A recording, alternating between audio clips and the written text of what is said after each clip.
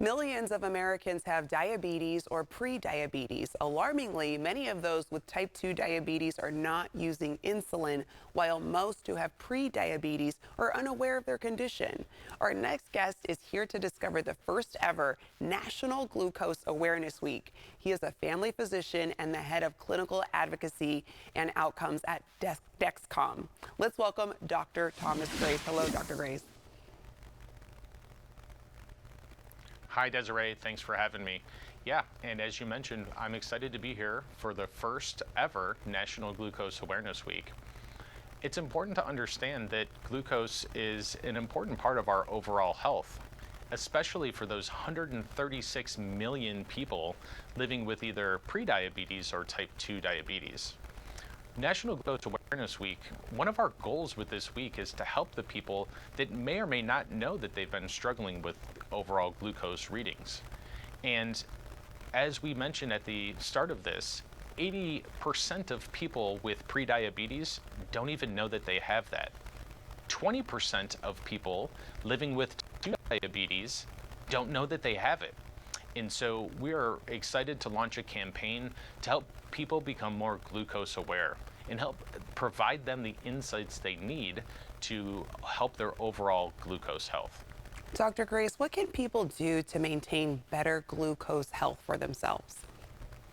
Yeah, a lot of these things, although they may seem insignificant, can add up over time. And there are some of the choices that we get to make at home. We really want people to understand the impact of the foods that they eat and the importance of physical activity.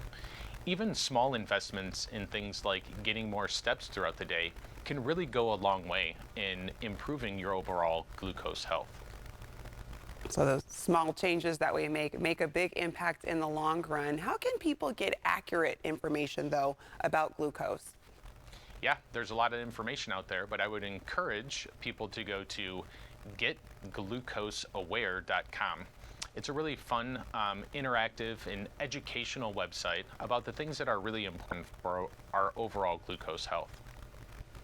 Are there tools available to monitor glucose levels as well? Yeah, we live in a really exciting time for glucose management.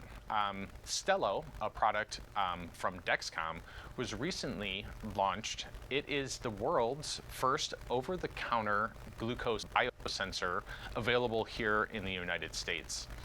It's basically a small sensor that you wear on the backside of your arm for up to 15 days that is providing glucose information directly to your cell phone.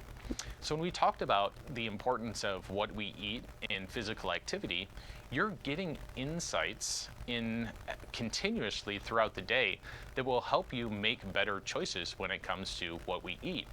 If you see that certain foods really cause your glucose to go high, you'd likely be more encouraged to have less of those foods. And when you see that going for a walk helps your glucose readings improve, people are encouraged to go for a walk more.